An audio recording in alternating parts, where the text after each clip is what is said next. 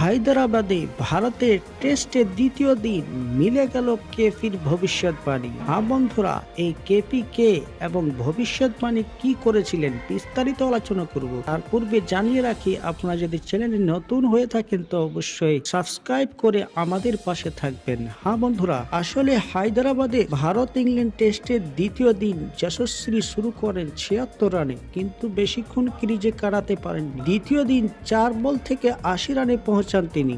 এরপর ইংল্যান্ডের প্রাক্তন অধিনায়ক জোরু তুলে নেন তার উইকেট।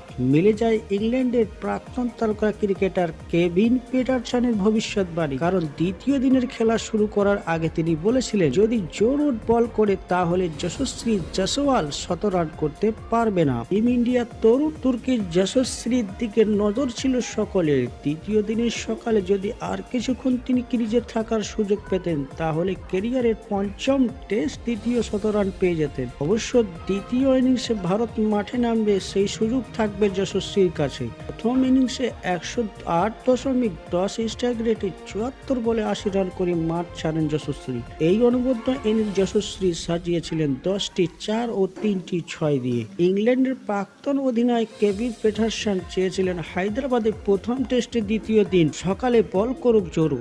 তিনি ম্যাচের আগে সে কথা বলার পাশাপাশি সোশ্যাল মিডিয়া সাইট এক্সে পোস্ট করেছিলেন এই নিয়ে।